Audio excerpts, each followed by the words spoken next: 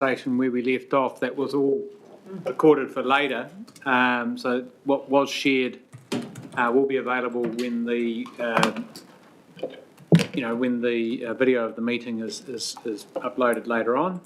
But we'd just been having a conversation around whether it's driver behaviour that causes crossings on centre lines or road design between Mayor Little and Angela. I'd invite you, if you wish, to repeat what you said now that we're back online, or we can move forward to decide, or any other comments, and decide what we're going to do about this submission. So, in your hands.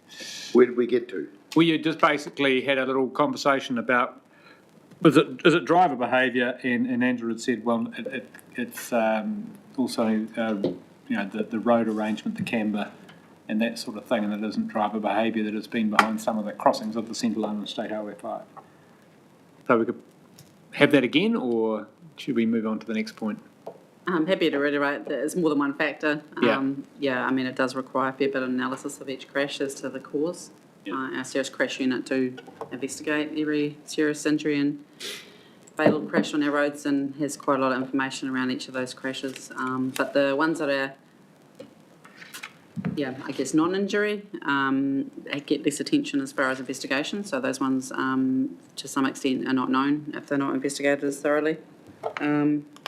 Certainly can provide information to this committee to assist with review for submissions if a committee is inclined to make submissions. Okay. All right. Well, look. Want me to just talk a little bit on the driver? I just want to know that crossing the centre line, like I said before, is that a speed thing, or is it a driver capability thing? And I think a lot of the training, we're not training young ones enough. And my worry was when we took away our driving licences for Wairoa, we had to come down here or to Gisborne, and we would be more stressed out about your children driving that road home. And part of the driver's licences, getting your licence isn't about learning how to drive on highways, and they need to understand it and maybe come and live in Wairoa for a year and drive our roads. Linda, you've seen them.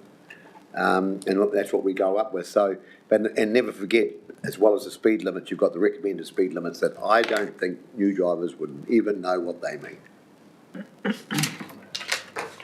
All right. Any further discussion on this issue? I just want to get specifically to whether we lodge a submission.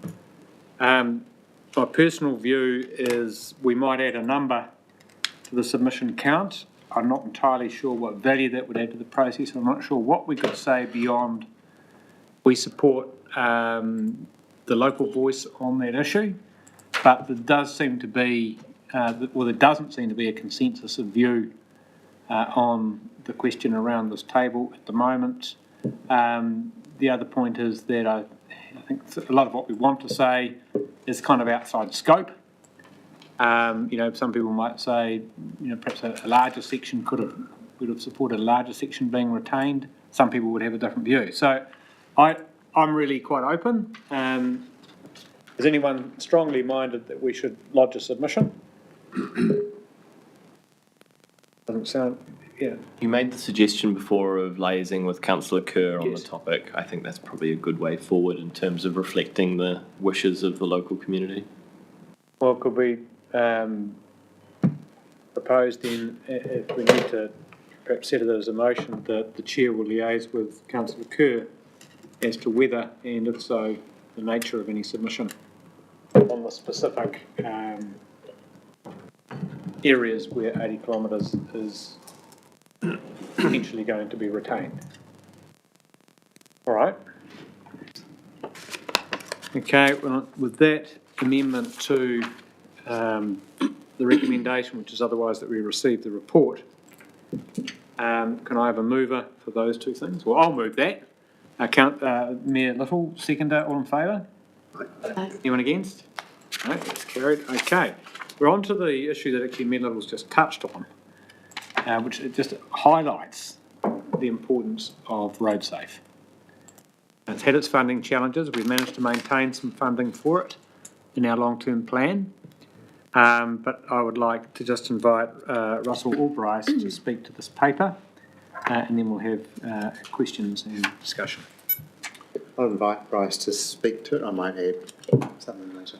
Yeah, sure. So, obviously over the Christmas, New Year period, there's been sort of a slight lull, I guess, in activity. The RoadSafe team have been active, particularly around larger holiday times, mostly supporting police BAU with impairment prevention checkpoints in the lead up to Christmas. So working with the booze bus, basically, helping to deliver a lot of education around drink driving, fatigue, distraction restraints, etc., etc. Another one of the key police activities that RoadSafe have been undertaking in support of the business as usual is spotting operations. So that's where the police, with the support of RoadSafe, will set up for, say, an hour on a stretch of road, and the RoadSafe team will assist police spotting for, say, cell phone use, restraints, etc., etc., and the police will then conduct the enforcement activity as required with those vehicles. There's been quite a few of those going on in and around the region, certainly in the lead up to the festive period and into the new year as well. We'll see in the paper there that motorcycle safety program has been delivered. That was a joint initiative with Horizons Regional Council, focusing on the crash card. So the committee may remember we launched, I believe, some 12 or 18 months ago, if memory serves, and also focusing on messaging around fatigue, encouraging riders to take a stop. And so forth, and also promoting the ACC Ride Forever program, which of course is very heavily subsidised by ACC, and I can say, having done it some years ago, is actually a very, very good program. Child restraint clinics have been carrying on, albeit at a subdued pace over the December sort of January period. Liz and the team have been have strongly established a reasonably regular one down in Central Hawke's Bay at the Teen Parenting Centre that is slowly increasing in awareness and usage. A location late last year was secured for Hastings, I believe at a rugby club room somewhere near the showgrounds. The name escapes me at this point in time. Liz recently has had some very productive conversations up in Wairoa to establish a child restraint clinic up there, and we're looking at securing a location for a set location for a Napier one.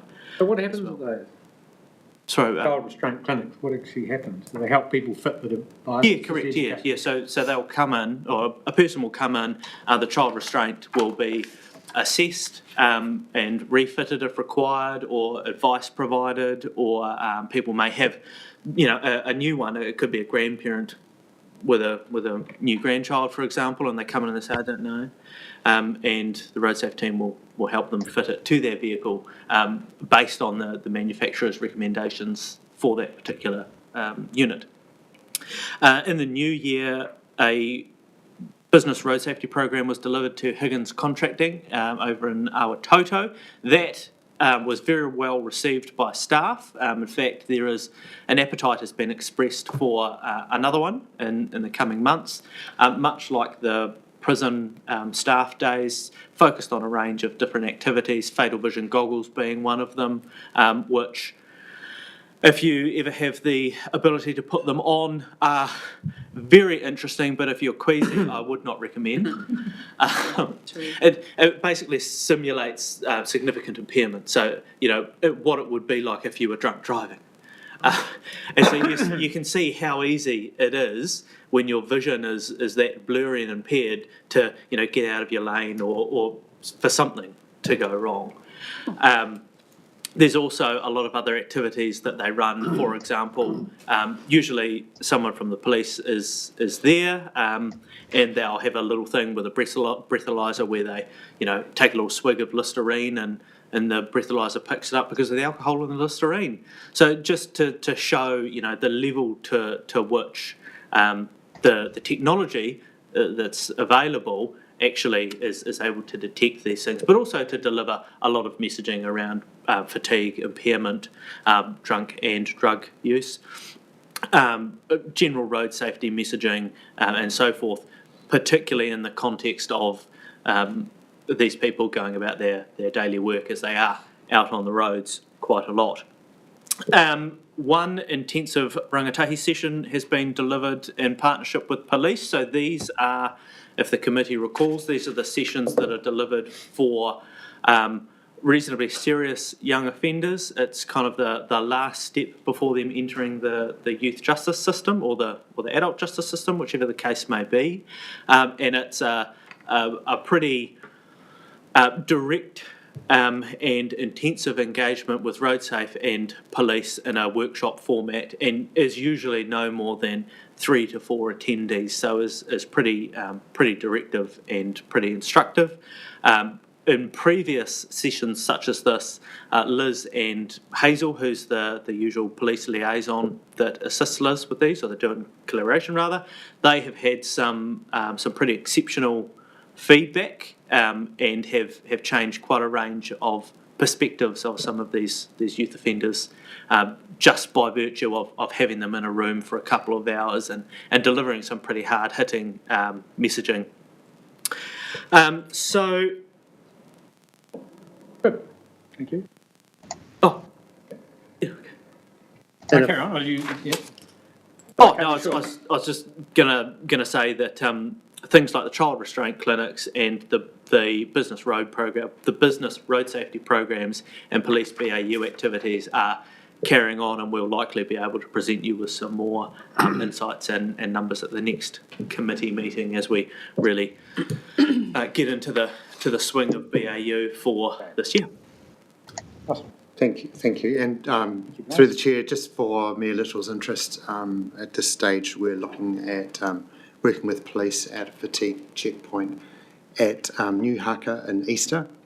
I attended a similar fatigue checkpoint before Christmas at Raupunga, and some of the distances people are travelling through the east coast and across to the west coast is quite alarming, and giving them the opportunity to stop and take a break is really important. But also, for your interest, very aware there's a store at New Haka as well, and we typically do free copies or whatever, so we'll work with that store to make sure we're not putting them out of business as well. But yeah, it's very important, and we do rotate these checkpoints around Mohaka and New Haka Central Horse Bay. Thank you. Look, thank you for that wonderful report. And I was going to ask Angela for you to comment. You might want to comment generally, but how it's worked these paragraph 6 with our team alongside police at the checkpoints. Just what the experience has been. But anything else you wanted to share as well? Yes, certainly. Thank you, Martin. The fatigue checkpoints in particular are very good because they capture all New Zealanders, everyday New Zealanders driving, and great opportunity for education, having an actual physical break from the drive, which is proven, I know, to save lives. So yeah, they're very, very effective, those fatigue stops. I look forward to the New Haka one. I'm working that weekend, so you'll probably see me there. Yeah, so yeah, Fish really. and chips there too. Oh, definitely. Yeah, fish and chips. So really, really good education opportunities, and you can get lots of messaging across, good conversations with a cross-section of society, so really, really positive. The other activities, obviously supporting our impairment team, just absolutely gold, enabling our team to do the best they can do. It's sort of force multiplier, having RoadSafe alongside, and same with the spotting ops. I mean, we generate a lot of infringements out of those, so once again, opportunity for conversations. In the transport meeting, but I can start. Okay, I'm ready to see. Deeza's got the paper to review. Sorry. Okay. So yeah, really worthwhile. I just have one question, and that's to go back to, I think it was maybe the meeting before last, where the update from RoadSafe talked about the Youth Expo that was run here last year, and with the funding cut, RoadSafe were asked to look at other alternative funding opportunities, and I was quite keen to hear whether that was successful or not, and if not, I'm going to take that back to somebody who asked me about it earlier this week, to see what they could do around supporting it. Yeah, so through you, Chair, great question actually, and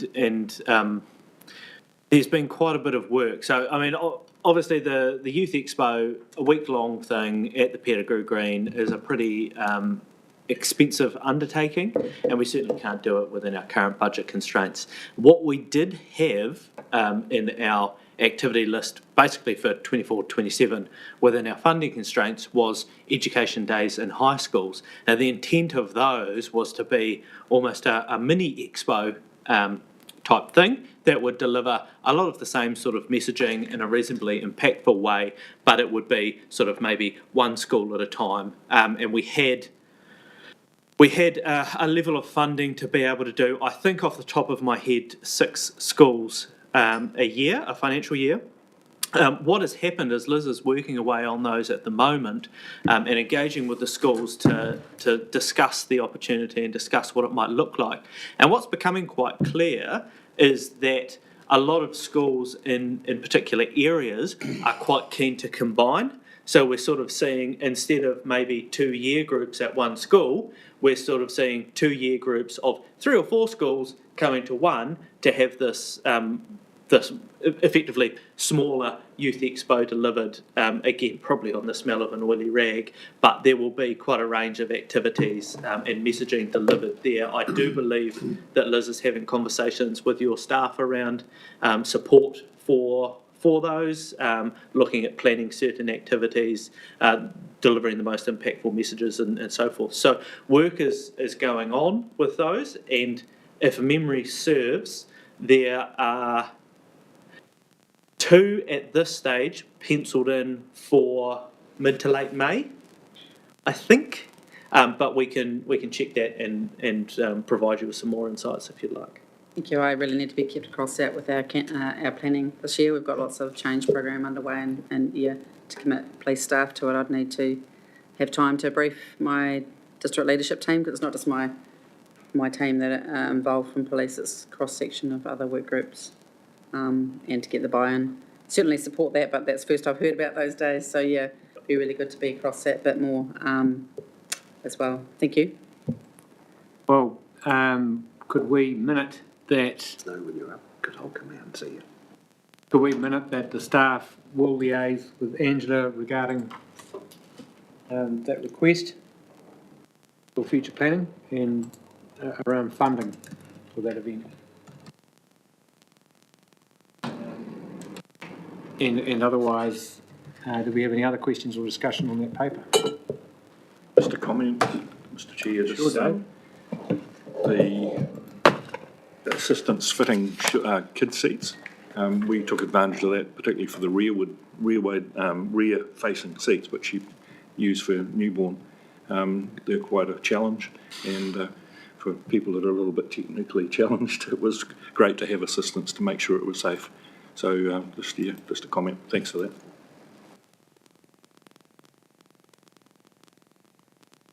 All right.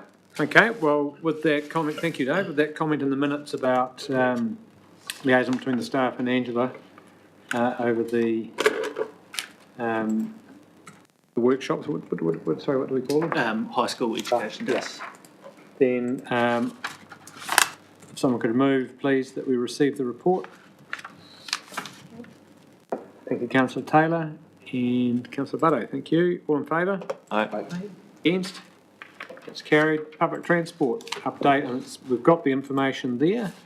I'm keen to get on to our NZTA and TREC updates and then hear from our advisory members. So we probably don't need to go, and we've covered quite a bit of this. But are there particular aspects, like around the NTS rollout, that you haven't covered that you want to talk about, or anything else in there? Through the Chair, just a couple of highlights. Firstly, we indicate in the report that CCTV will be put into the Hawke's Bay buses. That is anticipated to be in place and operational by April. So the gear's on the water, so to speak. So that's a good outcome. National ticketing system, I indicated earlier, was scheduled for September. There is a delay, and I'm anticipating that's more likely to be January. Apart from that, we have more moves with the real-time systems. As we indicated earlier, they're now on the buses. They now are active on Google Maps and Apple Maps. People can see when they put in their search when the bus is due, so that's a really good progress, and we are investigating and very close to confirming, putting 16 key stops around Napier and Hastings, actual real-time signs that passengers can wait. Which is why you took out investigate from the document. Yes. Right. Yeah. So we're almost there. I just have to have finance confirm that the funding is actually in the right place at the right time, but we're heading in the right direction there. That's the highlights. Everything else, all the other indicators of improving patronage on buses, improving revenue, is all heading in the right direction. Fantastic. I just wanted to raise the issue of Ministry of Education. And I guess, we've had Russell having to front up, along with some of our councillors, community meetings about this issue. And I've got the letter that we wrote to Erica Stanford on 17 September, Mr Stanford, about this issue, and specifically requested that they reverse the changes and, more importantly, do something to update this ridiculously archaic set of criteria. I mean, there's all sorts of assumptions in there around what our public transport service system is that aren't right. It's out of date, there's inequities in the way it works, and so I'd be happy to work with Councillor Kerr again, who suggested it, to actually write to Erica, write to the Minister of Regulation for support for that, and say, look, this is a classic sort of an antiquated regulation that's having unintended consequences that are adverse for education and choices to schools. Is anyone who would be concerned? Daniel, welcome. Great, I'm very pleased you're here. Who'd be concerned about us doing that, or got any other suggestions or discussion on that? A little? I think it's a public human rights issue too, because, kids should be able to get on a bus and go to school, for God's sake. And in our rural areas, it's these communities are struggling, especially farmers. Whilst they've had a good, probably last 5 or 6 months, but before that they'd been knocked to hell and back. And so to fund Sunday school buses is just like, what's going on here? When you read that story in the Hawke's Bay today, the 2 kids having to hitchhike, that is just that would worry the hell out of you every day those kids went to school, of their safety. So I was about to write a letter to the editor about that, but I went up to Waikari Gorge instead and celebrated the funding. But you've got to pick them up. It was slightly wrong road. But, okay, well, look, let's do that. Could the governance team please email everyone on the committee a copy of the letter we wrote to Erica, Minister Stanford, and the response, just so that you understand what was said back to us. It's not absolutely our lane, but, transport as a system is our lane. I mean, we don't provide school buses, is what I mean. But it is affecting everything we're trying to do, really. And it's having adverse consequences for our communities, so I think we should make a stand. Just a little, what we want to use that word for a while, supplementary. Is a lot of those rural communities aren't actually farmers either. Their preparation's quite high, and they just can't, they just haven't got the spare money to go out and fundraise for a bus. Okay. Any other questions? Chairman, yes. Yes. And also, can this committee make a public statement that strongly recommends to the ministry that they review its school bus policy, transport policy, which is outdated and unfairly used for their agenda? Yes. I think we need to make some noise to let our people know out there that this council is trying to do something. Thank you, Api. I entirely agree. And in the letter we wrote specifically about this, it's evident the ministry's 100-year-old policy is completely inadequate in addressing the needs of rural communities. The standard government approach of supporting rural families to remain within their communities has not been reflected in these decisions. The measures do not align with the commitment to ensure that rural families have the necessary support to stay in their communities and undermine the government's broader goals of rural sustainability and equity. And we urge that the ministry undertake a review of the grossly antiquated school bus policy and the associated guidelines. So we have taken that stand. And I thank Russell for he penned most of that letter with a few tweaks from me. So yes, well, let's move that we've received the report. Have I missed any questions or discussion people wanted to make about it? Okay. And that we adopt the position stated in that letter as the position of this committee about the need for urgent review of that policy, and that we follow this up with the Minister of Regulation through the Chair and Councillor Kerr. I don't know if you managed to get all of some of that. Yeah. Okay. Everyone, so we've got a mover and a seconder, Councillor Butto. So mover was Mayor Little. All in favour? Aye. Anyone against? You okay with that, Linda? Mm-hmm. Just checking, I couldn't see that there would be a concern from your side, but just in case. And I think that segues nicely into your report. Excellent. Thank you, Chair.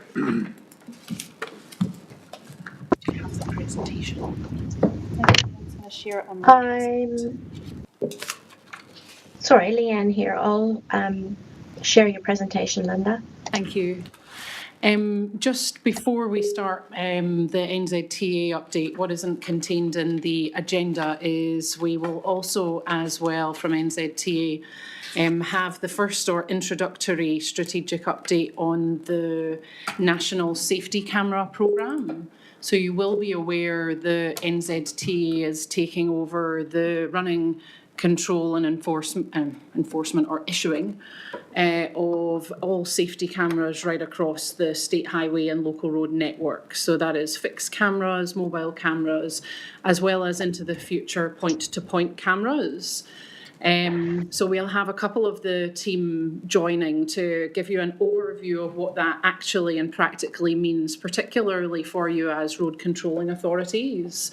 And as well what this programme will look like and how it rolls out right across the Motu, but also as well right across Hawke's Bay. Particularly of interest will be current sites, but what's the plan for future sites and how do we gather that local and regional intel to best inform that.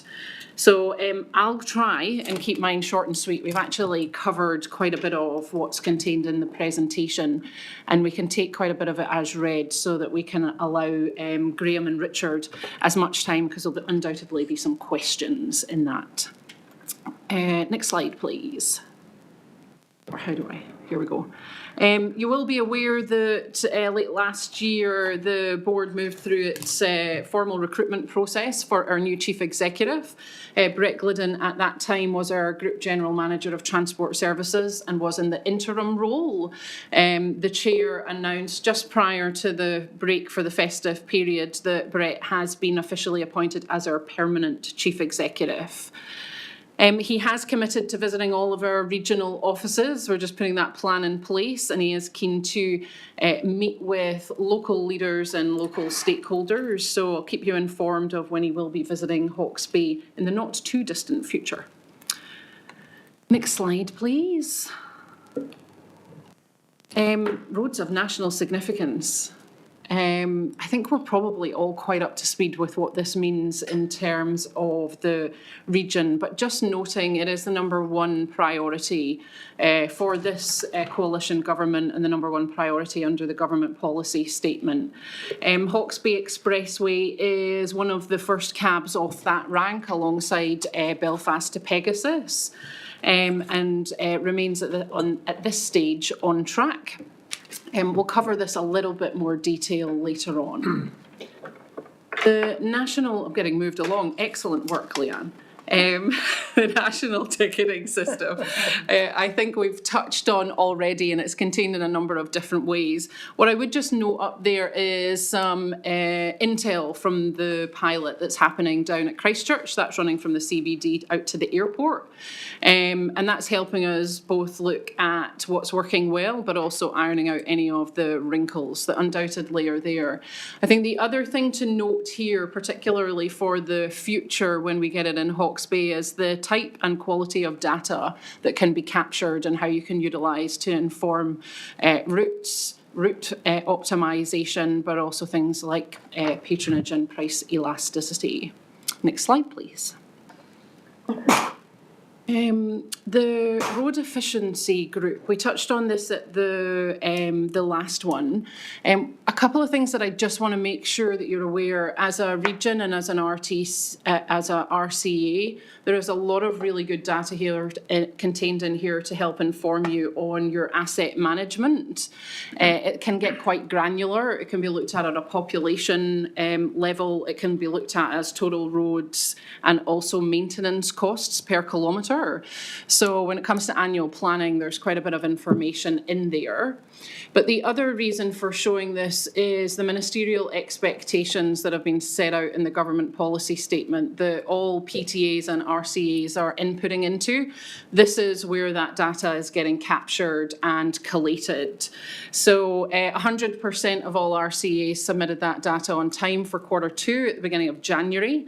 And one of the key outcomes here is just some actual real granularity around what we are all spending on traffic management, how many cones are out there, and what does it actually cost versus perhaps some of the media rhetoric. The good thing about that is, though, it is enforcing us to all be transparent, but to look at how we can do this better. Next slide, please. Just a heads up on our work on our integrated delivery model. So these are the contracts that are coming in to replace what we call our network outcomes contracts. So that's how we do our maintenance and operations right across the country. This is going to fully replace them. We've had a registration of interest out that has now closed off, and we'll be moving forward for a request to tender in March of this year. Probably two things to really note is this provides us with, as NZTA, as the contract holder, a much stronger mechanism to derive greater value for money, but also quality control. And then secondly, we have better levers within this model to have a much wider supplier network. So looking at how we build deeper capability and wider capacity at a regional level. So how do we give your local businesses more opportunity to participate in these large maintenance contracts? Next slide. Setting of speed limits rule, I feel like we've covered quite well. Unless there's any objections, we can jump on to the wonder that is temporary traffic management. A couple of things to point out here. You will be aware that we are moving the industry from COPTM, the Code of Practice for Temporary Traffic Management, to a risk-based approach. We have been trialling that right across the country with our Tier 1 contractors to see how that's operating, and also more locally. It wasn't written in TREC's contract, but they were actually moving towards implementing the new risk-based approach to temporary traffic management. Next slide, if you jump over, we'll keep it nice and relevant for all of the RCAs. It is quite a shift for your contractors. It does require them to be, we're being a lot less prescriptive, and they have to actually get out there and assess on a case-by-case, site-by-site risk of each of the sites that they're working on for both the workers as well as road users. So it's quite a leap for them in their capability. So there's a number of ways that you can get support through the RCA forum as well as the REG group. And there's a number of webinars being hosted and run, as well as a lot of online resources. You should have access to all of that in your pack, but if anybody does need any information, please, you can contact via that email or just sing out to me and we'll make sure you get connected with the right people. Next slide. We'll keep it local.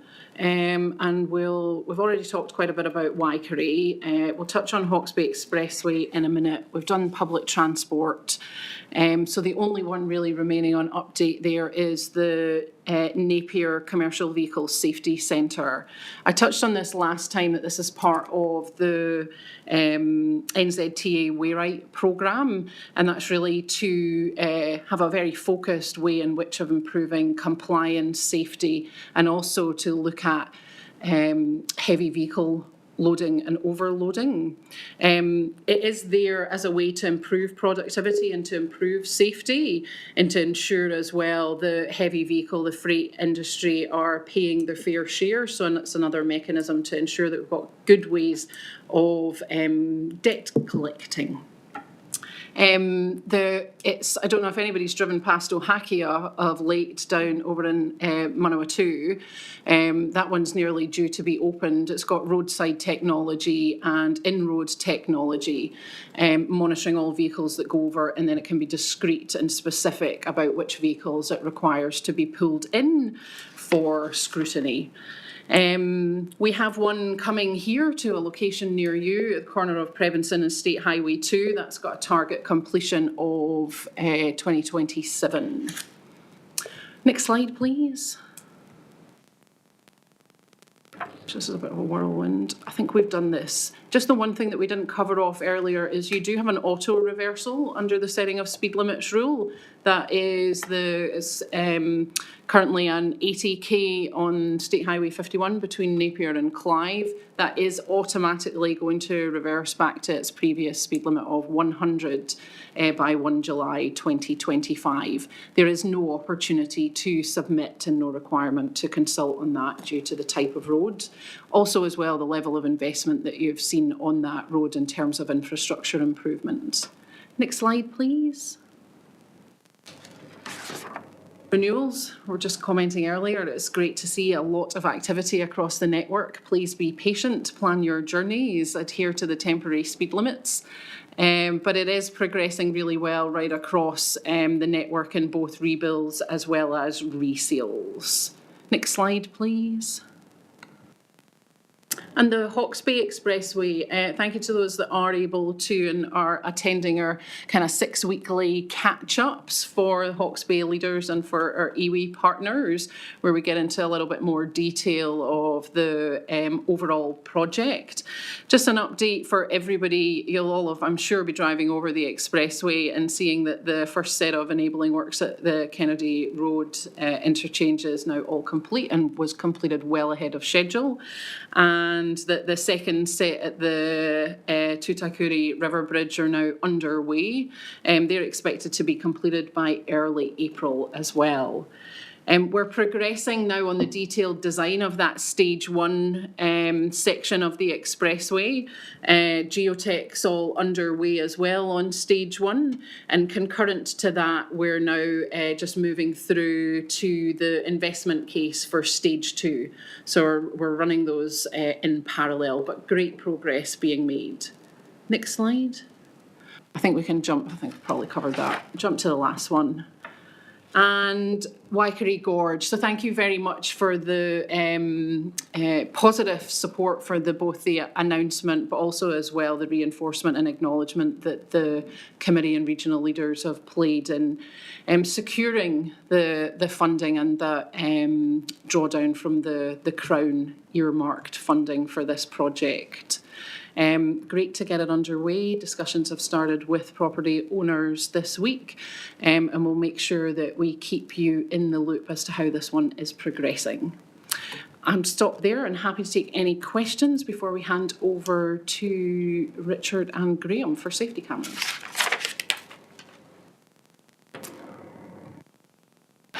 Gosh, that's a first. Well, no, I'm going to ask a question then, because I can't have that. I ask this question every time, so you must be good at the answer. Oh, we're really bad.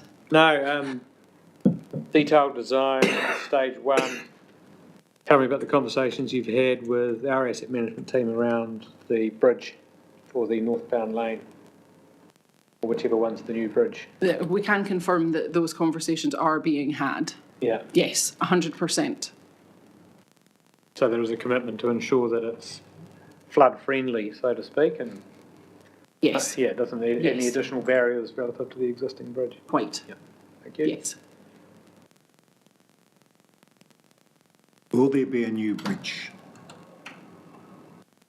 Yes, so we're building 2 new lanes essentially and the structures to go alongside those. So when the expressway was originally designated, it was always done with a wide enough corridor to allow that. So the good thing about that is there'll be minimal impacts on the existing road while we essentially build a new road, new structures right alongside it. And then northbound will move onto the new road, southbound will be on a refreshed existing road. But yes, there will be new structures. A new bridge for the 2 northbounds. That's what I thought. Kind of parallel to the existing ones, really. And with a 5th lane for buses. Pipe dream. Anyway, Mayor Little. Yeah, great report, and hey, it's so positive, for Hawke's Bay, all these things going on, so who would have thought that would have happened, and for us to be able to get off a goat track now and hopefully have a flash road from Warra to Napier and then onto the expressway, we will be absolutely over the moon. And we all support that expressway 100% now. Thank you, Linda. Thank Councillor you. Taylor. Yeah, just reiterating comments that we've previously given to Linda directly, that there's been a lot of really good feedback about the work that's going on State Highway 2 between in the middle of Waipawa, and just would reiterate that hopefully NZTA will stay on top of that and make sure that it's been an ongoing issue, that section of road, for a long time, and just implore you to keep on top of them to make sure that it is completed with delight. Fantastic, isn't it? Absolutely. Noted. Thank you, Mr. Chair. All right. Thank you, Chair. Now, did you say you had? Yes, we have Richard and Graham online. Welcome, team. So this is the first engagement for the RTC formally on one of the government's priorities around road safety. And that is a stronger mechanism on enforcement. And one of the ways that they are looking to achieve better road safety outcomes is through the safety camera programme, of which moving, as I mentioned earlier, from the New Zealand Police into NZTA. Just for some reassurance, we will be doing deeper and fuller engagement, especially at an RCA level, but from a governance perspective, this is kind of your first heads up overall as what this programme looks like and your opportunity to ask any immediate questions, and then we can keep you apprised from here on in. So over to you, Graham and Richard, bit of a quick intro to yourselves, who you are, what you do, and then crack into it, please. Very much, Linda. I'm just going to share a presentation. If you could just let me know when you can see it, if that's okay. We can see that. Just pop it onto presentation. Yeah, perfect. Perfect. So kia ora, I'm Graham Noble, the Safety Camera System Integration Lead at New Zealand Transport Agency, and I'm joined by our Safety Camera Programme Director, Richard Stewart. As Linda's kind of alluded to, we're just going to give an overview of where safety cameras are at, I suppose, in that transitional process, and just what it means for the Hawke's Bay region as well. So as we've kind of touched on, we're currently going through the process of transitioning safety cameras from New Zealand Police to the New Zealand Transport Agency. We're hoping to, we're on track to have all those cameras moved over, and by 2027 NZTA will have control over all existing safety camera operations. We are looking to kickstart our mobile safety camera operations in mid-2025, and we have an action to expand the safety camera network by 51 new cameras as well. 24 of those cameras are either under construction or currently in enforcement mode, and we're working to identify approximately 27 new cameras across the Motu as well. The priority at this point in terms of that expansion space is particularly on point-to-point or average speed camera technology. The reason for that being they're typically more effective in delivering reductions in DSI and improving road safety outcomes, and that's a new type of technology in New Zealand, which I'll touch on a little bit later as well. Just to note, they are 2 cameras involved in those systems, so it does place some limitations on the number of new permanent camera systems across New Zealand. Just in the strategic space, we recently released our safety camera network framework, so that's available on the NZTA website, and it sets out our strategic approach to the operation and maintenance, as well as the expansion of the safety camera network framework. It's underpinned by 6 key principles, so I'm just going to kind of run through them at a high level. So the whole of system approach just recognises that safety cameras are one of a number of interventions in the road safety space, and they need to work in a collaborative way, if you like, with other parts of the system to make sure that they are the right intervention being used in the right location.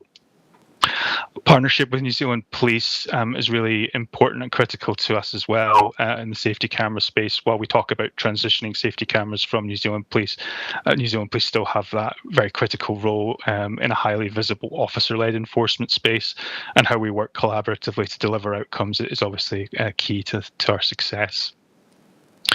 Deterrence before detection is just really probably highlighting these are road safety cameras, and it's very much focused on safety.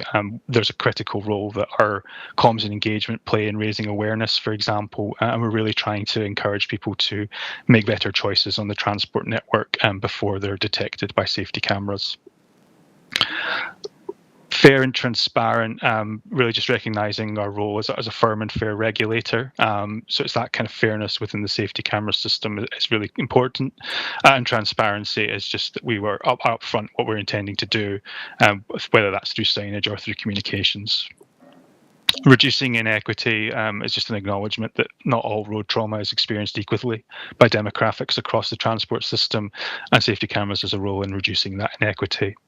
And intelligence-led decision-making is probably reasonably self-explanatory, but it's just that we'll use available data, insights and intelligence, whether that's from our modelling approach or through conversations with communities or RCAs themselves in terms of providing insights. Just a little bit on that, how we translate that into identifying sites. So we're looking at really a combination of a modelling approach, which is kind of that data lens, and overlaying that with what we call local expert insights. And that's really the information that the RCA officers and the community groups can bring to the picture for things that may not be apparent within a modelling approach. We're basing it on a range of things, including historical crash data, but also trying to be a bit more proactive in how we're identifying locations as well. So looking at kind of risk profiles, crash types, as well as evidence of non-compliance. So in when that comes to speed-related safety cameras, that would be indicators of high levels of speeding, for example. And that's complemented by how the road is used in terms of its function. So we use the One Network framework just to make sure we're getting that investment level right for parts of the network. I think probably moving into what that means for the Hawke's Bay region itself, I'm just going to cover two particular camera types. The first ones are mobile safety cameras. So these are essentially static cameras that are located in a trailer or a vehicle, and they can be moved around the network to different locations. And it's really reinforcing what we call an anytime, anywhere approach. So that is just making it clear that it's not okay to speed on any particular part of the network, not just where there happens to be a fixed camera. And that's kind of consistent with the approach that's run by New Zealand Police currently. They are not signposted, so they are run covertly, and that's just to keep that, I suppose, the public aware that messaging is that we don't expect people to speed anywhere. Really trying to focus our DSI reductions there at network level as well. Just in terms of our preparation, we're obviously picking up for the good work New Zealand Police have done to date. So we're really looking at the continuity of service as we transition across from New Zealand Police. But we're also keen to engage with RCA officers, and we'll be reaching out shortly to try and hold some workshops. And that's really to do two things. Firstly is get that local knowledge and intel around where risk is seen on your networks, but also to start to have those conversations around health and safety as well. So just noting that we'll have operators out on a local road network, and with the changes from COPTM, just making sure that we're engaging in that process as well. I'll probably just note on mobile camera operations, we've recently announced Accusensus New Zealand as our partner organisation. So they are a commercial third party who will be undertaking the roadside enforcement, but the contract itself is based on enforcement hours, which is consistent with how we've measured activity with New Zealand Police in the past. But the control of how sites are located, identified, and the scheduling of mobile safety cameras sits with NZTA. So we'll be very much in charge of the where and when they're being used. As I said, we're very open to feedback, particularly in that site identification space. We expect it to be very much an ongoing engagement, so it's not like we will have the first set of workshops and that will form our baseline. We'll look to continually optimise and expand that network. I'm just going to touch on average speed, which we talked to earlier. Just, I suppose, from a technical point of view, just to note, the way these cameras operate is different to our traditional speed cameras or safety cameras related to speed we've seen on the network. Is we've got two cameras a set distance apart. What we're actually measuring is the time it would take to travel between those two locations, and that gives us an average speed over an area. What we tend to see is that means we get a greater reduction in deaths and serious injuries as we're influencing a far larger area than we are with our traditional safety camera enforcement. They are signposted, they are very overt. We want people to be very aware of where those systems are operating. They can also be seen a little bit from a perception point of view as fairer as well. It's less likely to be a mistake and a speed creeping up. Needs to be a continuous level of non-compliance or speeding to generate an infringement over those kind of lengths.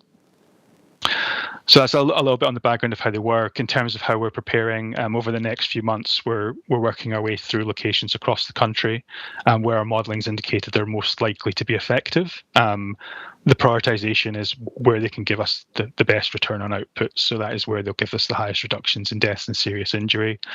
We expect that Hawke's Bay will be in the mix.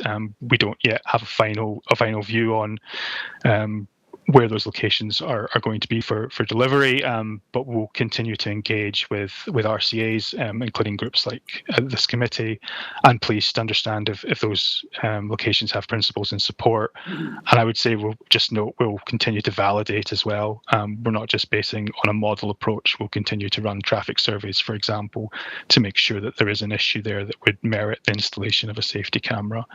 So there's kind of a series of bullet points there in the presentation, just noting there's almost a checklist of things we would expect to be in place before we got to that kind of final conversation around progressing anything into construction. In terms of our timeframes, we are looking to begin construction by the end of 2025, and we'll be running our first enforcement up in Auckland in mid to late 2025, as well as working obviously with the public to bring them on board for what is going to be a fairly new type of technology operating in New Zealand. And that's kind of me from the presentation point of view. Like I say, me and Richard, happy to take any questions. Thank you. Questions, team? Councillor Taylor. First one is, can we have a copy of the presentation, please? Second one is, because you couldn't read the bullet points that you mentioned in terms of what may be needed for the point-to-point, but that would obviously be a way for an RCA to suggest a site to NZTA, is that correct? Yes, absolutely. We have an approach that has a national set of criteria generally for site selection purposes, and that's really just to ensure there's consistency and fairness across all regions in New Zealand. Very much happy to take feedback and engage through that process as well. Richard, I'm not sure if there's anything you'd want to add. Cool. Yeah, as Graham alluded to, we have quite a sophisticated model. So when we were approached by RCAs with suggestions of locations, we sort of plug that location into the model, and then, as Graham said, have that conversation to sort of say, well, this is what the national model is telling us. What are you seeing on the ground? And then just sort of work through that prioritisation process. But as Graham said, we are taking a national approach. And we've had pretty clear direction from the government about the level of investment that they're prepared to make at the moment. So that does put some limits in terms of how many sites we're able to progress with nationally. Sorry, I'm from Central Hawke's Bay District Council. The site I was thinking of is on a state highway, but how is this, are the camera sites specifically for state highways, or is that do they count, because you mentioned the one road network classification system, that obviously Central Hawke's Bay, the only arterial routes are the state highways. So, you know, how would Central Hawke's Bay, for example, or Wairoa outside of the state highways be eligible for any of this? In terms of the programme itself, it is national across state highways and local roads. A number of the corridors we have under construction at the moment are on local roads rather than state highways. So it's very much open to where we feel we'll get the best bang for buck, I suppose, in terms of that investment point of view. So the ONF comment is really just to ensure that there's not something in the data that just isn't quite feeling right. Like we wouldn't expect to have fixed infrastructure on some of our local streets or slightly lower classification roads. It's not specific to those higher movement corridors that would tend to be state highways. There is a bit more flexibility. And that's very much for the fixed cameras, mobile cameras.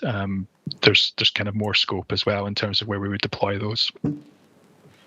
Yeah, and just confirming, because it's sort of like a inbuilt for us, but just confirming that when Graham talks about bang for buck, we're talking about the reductions in the number of people who die or suffer life-changing injuries on our roads. And so, as Graham said, we're agnostic as to whether that risk is on a state highway or a local road, and we've got a limited amount to invest. So we're really looking at where can we get the greatest DSI reductions. Yeah. Thank you, Richard. Thank you.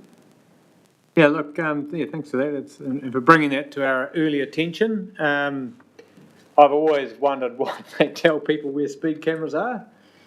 Not knowing where they are, I would have thought was a pretty critical part of deterrence. But that I understand there's kind of two types of camera. One, the fixed ones where you won't know where they are, and then these mobile ones that are for averaging where you will know where they are. Did I misunderstand that, or the other way around? It's the other way around in the context. Our fixed cameras are all signposted, so where we're tending to target our fixed cameras is where there's a very specific risk and we want people to be very aware of the camera. So we get that kind of more permanent behaviour change, I suppose. The mobile cameras operate covertly, so they could be anywhere on the network. And it's, to your point, just to give people that perception that there could be cameras in a range of locations to try and get the behaviour change and outcomes we're looking for across the whole network. Okay, thank you. Any other questions, team? Yeah, just for interest's sake, the two cameras, what sort of distance would they be apart? It tends to vary. So they can, I think the shortest section we could have would be, I think it's somewhere around about the 2 to 3 kilometres, a very kind of short section. It's been a bit of a range. I think we've had some kind of into the 20, 30 kilometres in some of our models. We would always look to maximise the road safety benefits. So for particularly long corridors, we may see multiple sections. So rather than just the 2 cameras, we may have 3 or 4 cameras. And I think even one of our ones under construction is a 4-camera system running over 3 sections at the moment. So there's a little bit of a, I suppose, on the ground truthing that we do as well, just to make sure we get that right in terms of the appropriate segmentation. There is also information on our website about the both the progress in terms of as we're transferring existing sites from police, but also as Graham mentioned, we have started construction on some sites up north already, and you can get updates on our website if you're interested as to where those are.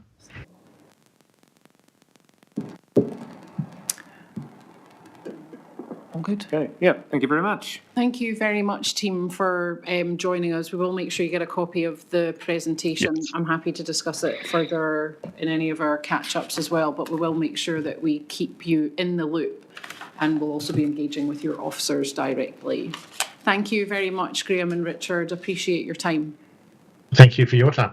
Thank you very much. Appreciate it. Thank you, team. Daniel, yes, and you bring the Trek team. Oh, look, let me just move that we receive the Regional Liaison Officer's Transport Report. Regional Relationships Director's Report. Sorry, it's been a long week. I'll move that. Councillor Taylor seconded it. All in favour? Anyone against? No, carried. Thank you. Welcome. Thank you for being with us again. Yeah. You know us all? Yep. Great. Fire away. We've got your presentation, I think, on Stella, but hopefully it's being uploaded to the screen. Yeah, well, g'day all. Is there a presentation coming there? Same process. Just check with Leanne. She should have it. You've probably all been emailed it, but it would be rather helpful to have it on the screen, wouldn't it? So I can fire away if you want. we'll make a start. We'll make a start. Well, g'day all. Chris Marnie, the Regional and Interface Manager for Trick. I guess we are now 70% through the Hawke's Bay work program, and that's 96 projects that have been completed. And we've had a very busy summer construction so far. And we've also still got a lot more to go. Most of the Trick work is expected to be completed in Hawke's Bay by mid-2025, except for the larger projects, which will be the Devil's Corner and the work continuing up in Tairāwhiti. And one thing to note is Trick, we are continuing to work with our local contractors to deliver all these works. So, there has been a bit of a pinch within that contractor market, so it's good that the Trick team here locally are feeding through to those local suppliers. As you'll see, we have released our Trick public-facing map. It's been quite successful. There's been quite a lot of use. And this documents all the sites that are in play, being progressed, being worked on.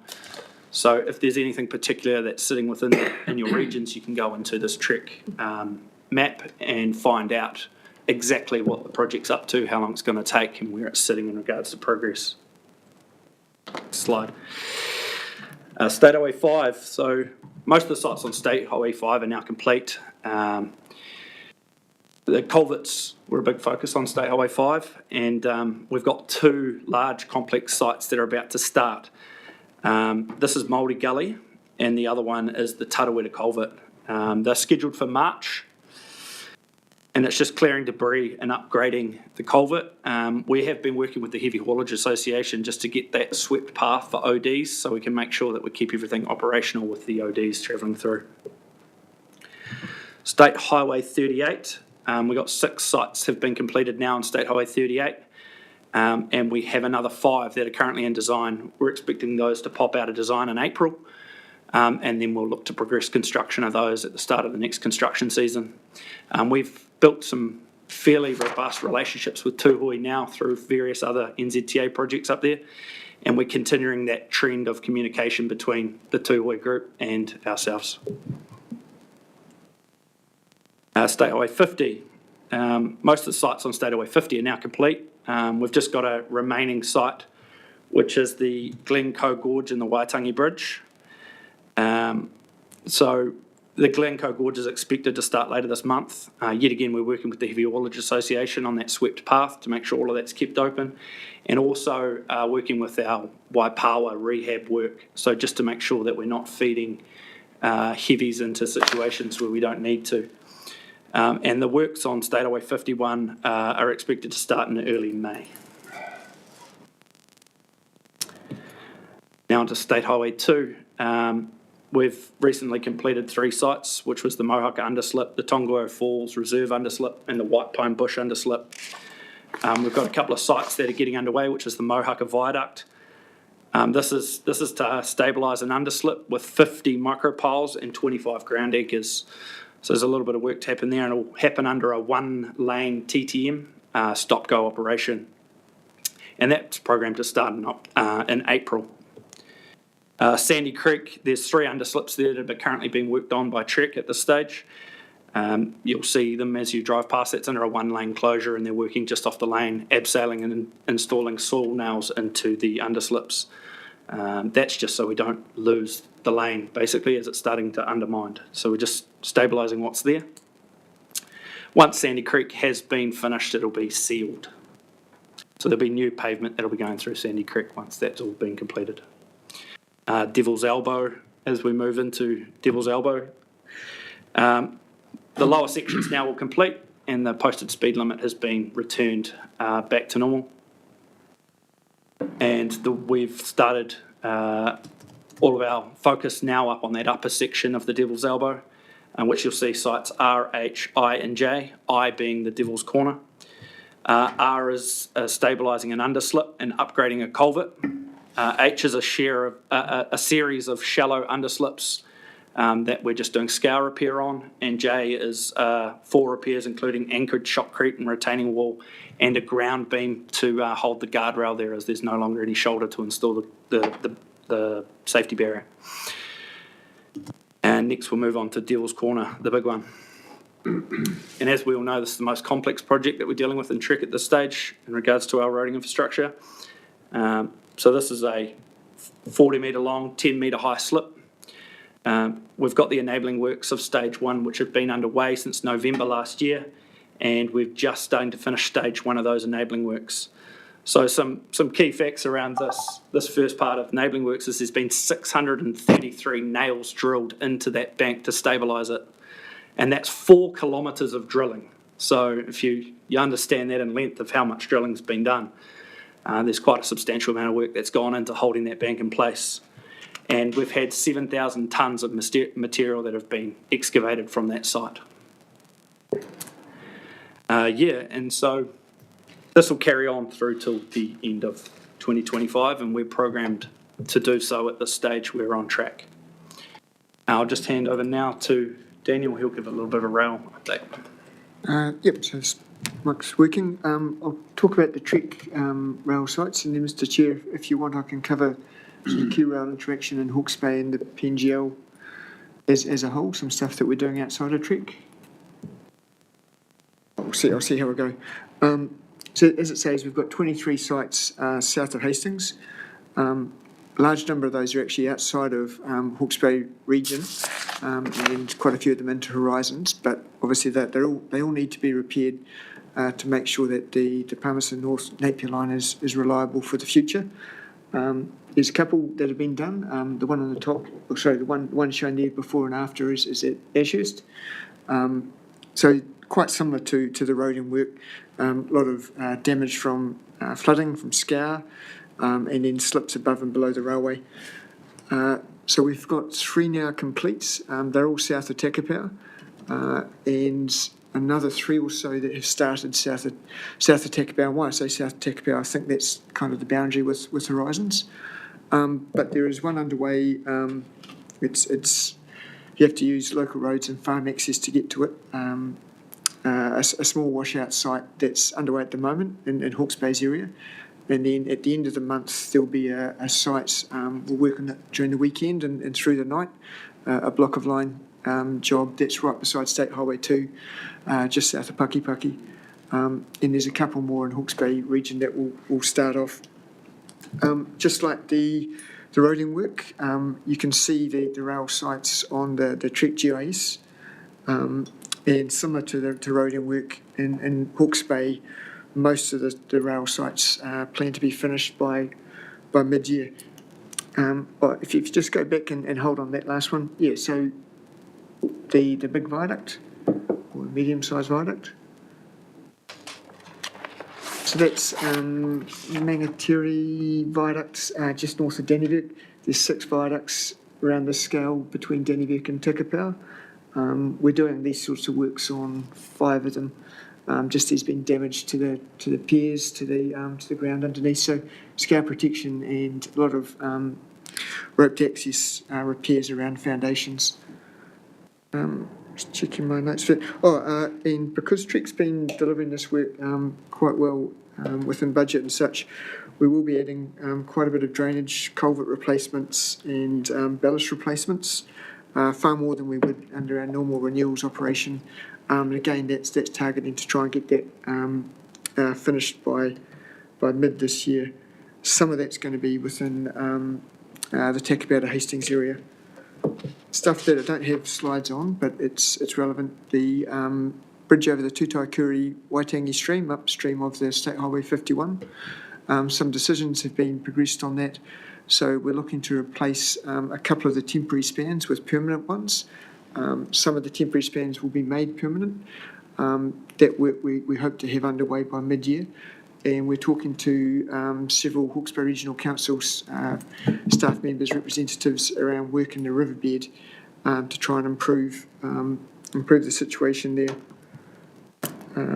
And then Napier to Wairoa, sorry, I don't have an update. That's still being thought about as to what the future for that line section is. Did you want me to cover stuff outside of Trek that for QRail while I'm talking? Yeah, look, Daniel, while you're here, and then I've got a question about the Wairoa railway line, so that'd be great, thank you. So, yeah, I mentioned at the last meeting that there'd been agreement for a new log train to get started. That started on Tuesday, January the 28th. So that's running the logs. They're not processed, just cut logs from central North Island down to Palmerston and then over to Napier Port. And yeah, there was a whole lot of really positive media coverage about that it's keeping 21 trucks a day off the local roads, that were the alternative route for those. And just, I thought it's a really good sign of what rail can do.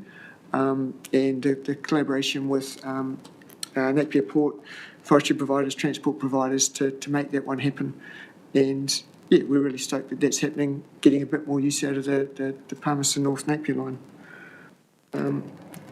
Still waiting on some confirmation around our outside of the Trek work. We call it rail network improvement plans. There's a bit of a focus on budgets on those at the moment and what that will mean for a couple of bridges that QRail's looking at. There is likely to be another bridge. It's the same bridge actually, but getting some more work done on that down at Ashurst and possibly some more work closer to Hastings, but don't have that confirmed for the timeframes of those happening. And the last one I'll mention is QRail's got a bit of a focus on improving how we manage level crossings and interact with road controlling authorities on level crossings. That's something that I'm actually leading nationally, and I know Hastings District Council have a staff member that's really active in the leading the level crossings forum that exists between QRail and road controlling authorities. So something we're hoping to get improvements in how risk assessments are undertaken and just progressing work on these that it's not seen as a road or a rail issue, but progressing them as a transport issue. So I guess if you have things about level crossings in the future, I'm getting up to speed with lots more of them. Thanks. Oh, and just sorry, one last thing I'll say is through the Trek work, we've been introduced to a few Hawke's Bay contractors that we've not previously worked with and getting them pre-qualified to work in the rail corridor. Workload that we have isn't that certain after Trek, but yeah, good to have some more Hawke's Bay firms that are rail qualified coming out of this work. Thank you. Right, look, the Wairoa railway line, I've had an approach from a group that's interested in progressing reinstatement of that line. Mayor Little and I, as with Councillor Kerr, are entirely aware of its current state, and I think it's 430 repair sites on it, if I got the number right. 400, yes. Yeah. The point that is made in an approach I've had is that there is insurance money to cover the repair of that line, and there's reference to a business case that's circulating as to perhaps getting some funding to reinstate the line ahead of the insurance being available.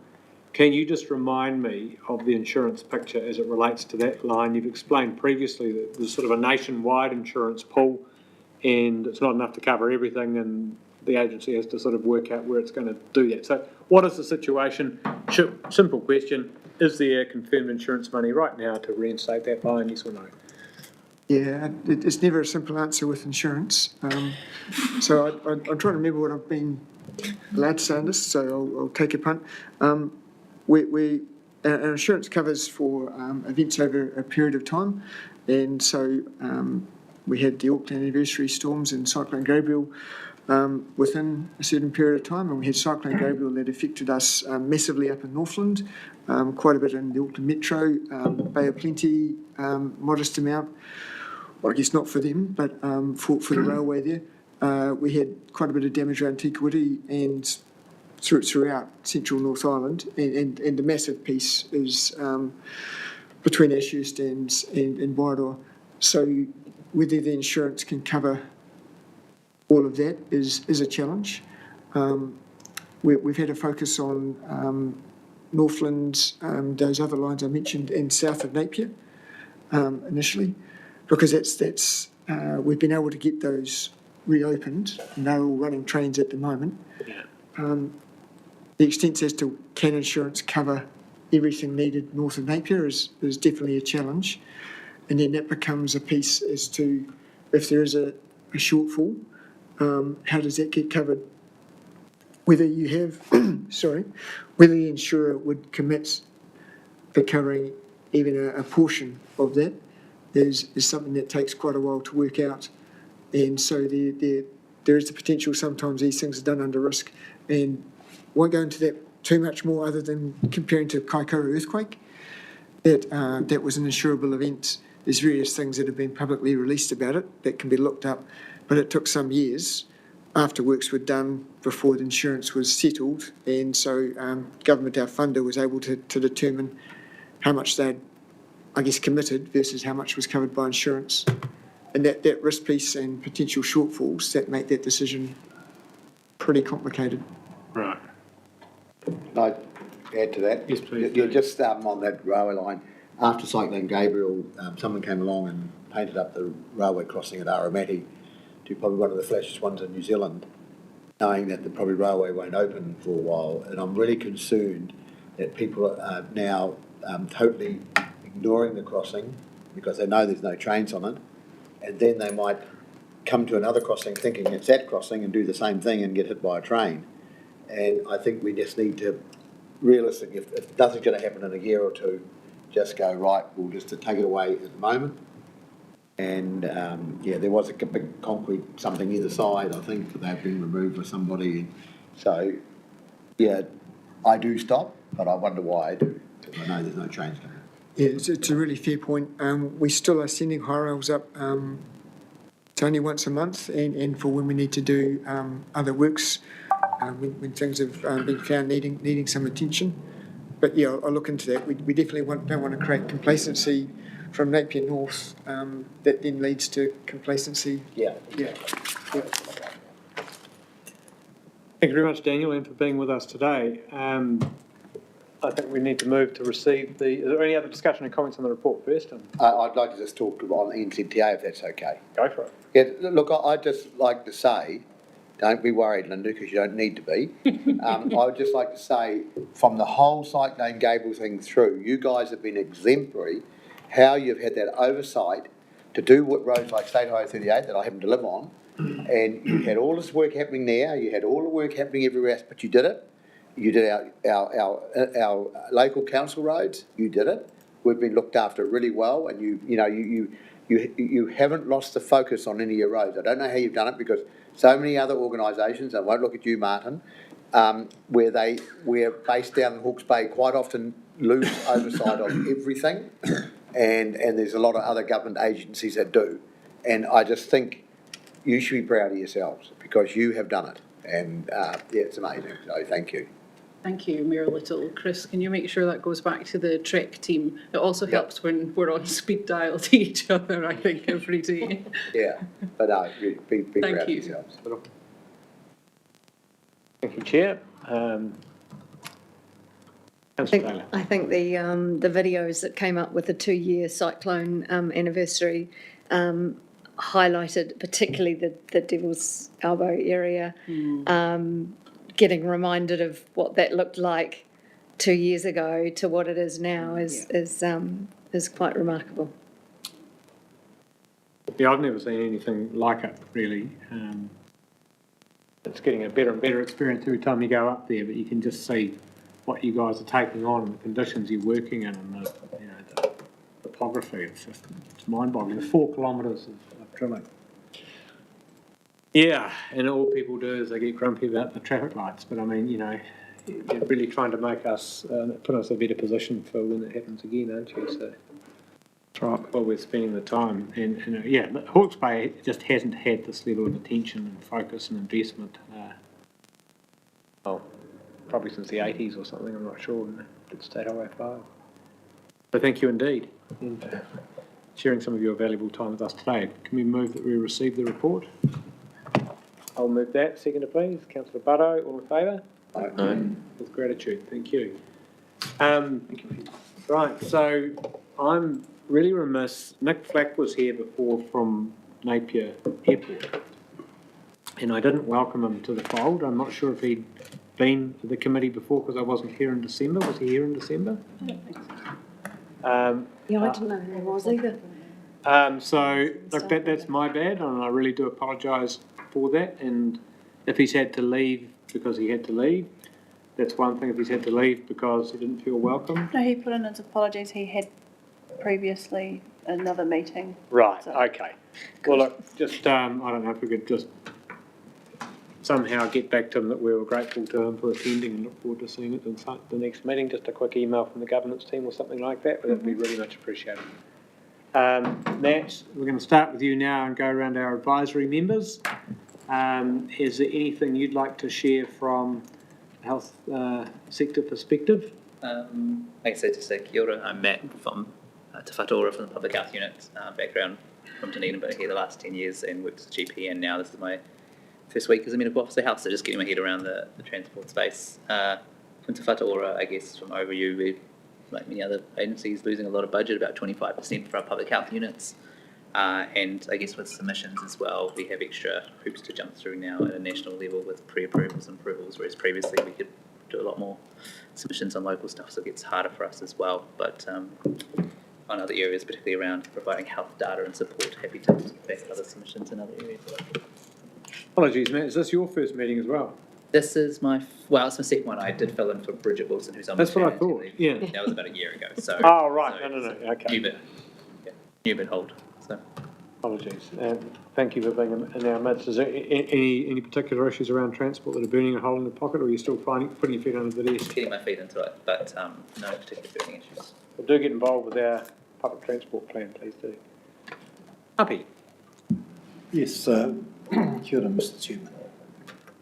There's been so much that's happened over the past 5 years, in particular.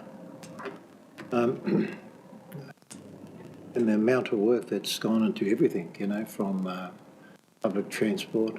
We were talking earlier when we got here this morning, Bryce and I, talking about number 11 that goes to Waipatu and to Havelock. And then you guys have been talking to some of our community leaders about where the bus could go to such places like Whakatū, through Whakatū and all that. I do remember going back 2-3 years ago about talking with the community. Oh, I think they came here actually. Whānau people from Clive community talking about having a more regular bus coming during the day, whereby they could go to town at about 10 o'clock and come back about 2 o'clock. We don't provide that. GoBus doesn't provide that. And we get it, yeah. But anyway, and then just to see what other big projects that have gone on over the years, and Craig, to your community in Wairu, ka ni te mihi ki a koe, Craig. Mō tō tautoko ki tō hapori, ki te whānau nei o Wairu ho pupu o Ninganinga Mātanirau. You've done, we read the papers, of course, and you've done a big job there in Wairu, supporting your community. And of course, you're correct in acknowledging Linda through Whakakote, all that work that you guys have done. Yeah, so big projects, what I've seen in the past 5 years, you know, prior to COVID and after and all that.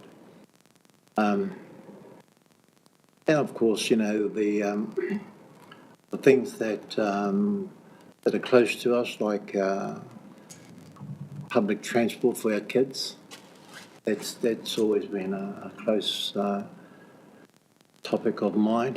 We've had experiences 30, 40 years ago with our local school. So we've been down that track yeah, so that's something that I like this council to make some noise about that. Pretty strong about that, and they talk about committees having too many hooies and not enough doey.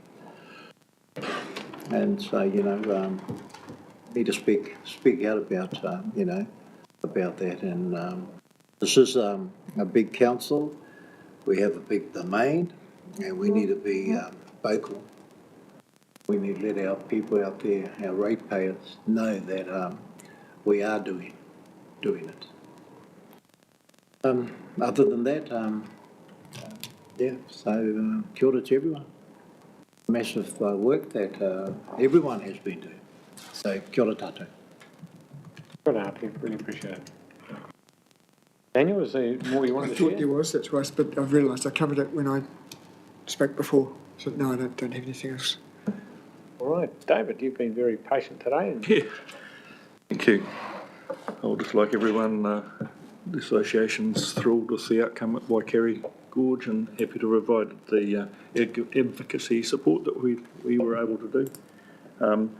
There was discussion at a recent meeting about future resilience and in particular the Mohaka Bridge on State Highway 5, which potentially is an issue for the future.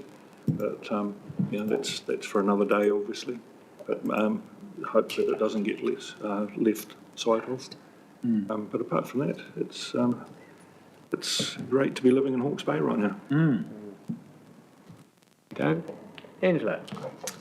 Hi, just a couple of things from me. Just had a couple of days strategic planning earlier this week, my road policing manager equivalents across the country. It's always good to lift your head up and think other districts are going through similar things. So yeah, just a bit of a time to regroup and focus on some joined up stuff to help make my job easier and achieve our targets and stuff.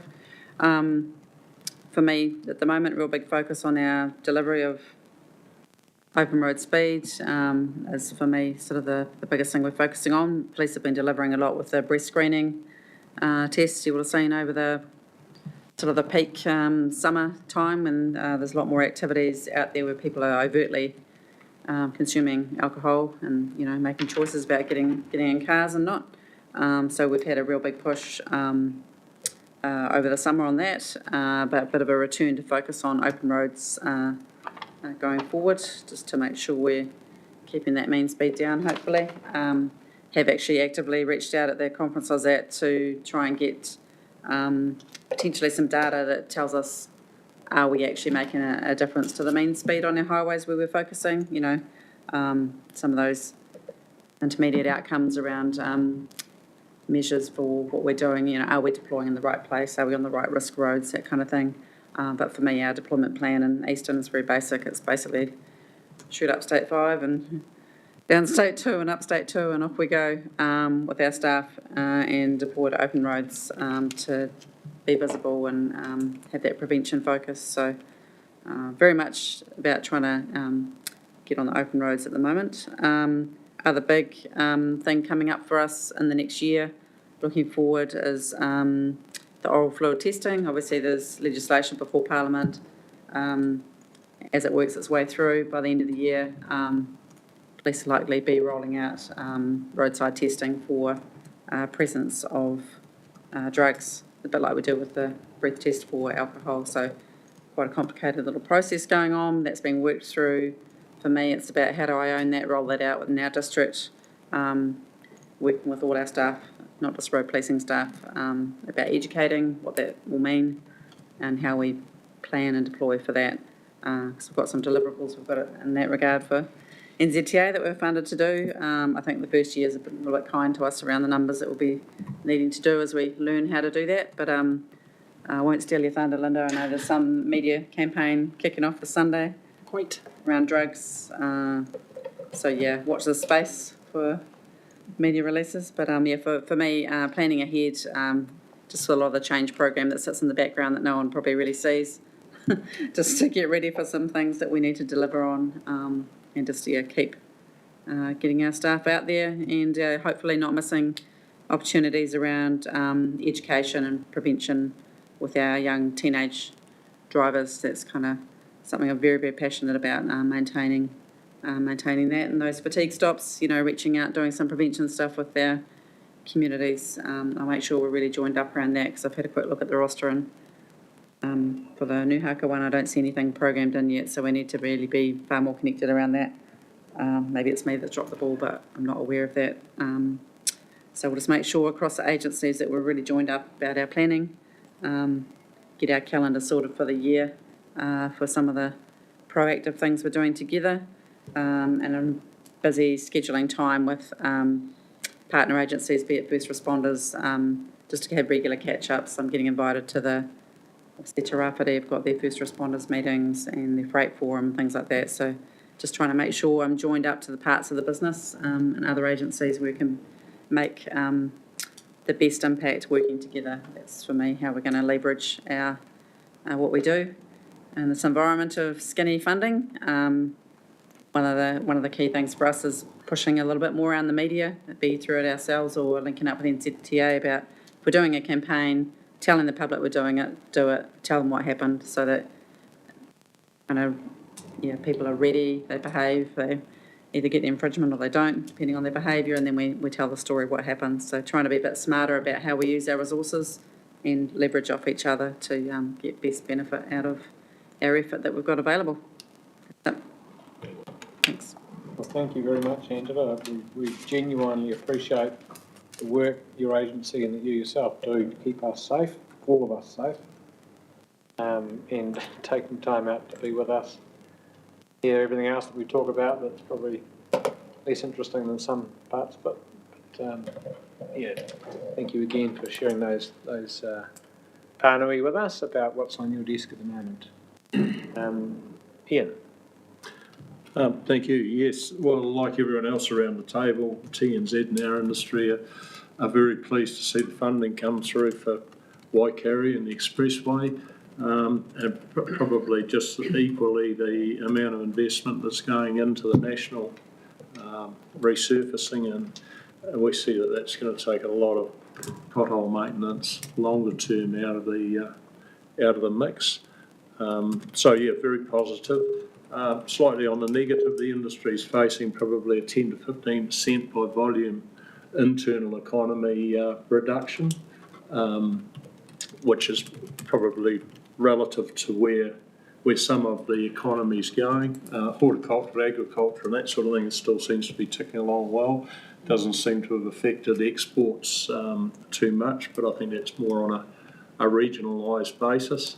So the unfortunate thing is that we see that there'll be a reduction in fleet numbers in the short to medium term, which isn't all bad, but of course it's a scramble to the bottom for those that are there to try and retain a business. But generally I think it's if we can take some more fleet off the road and consolidate into maybe slightly higher tonnages and rail and that sort of thing, it's not all bad for the general economy.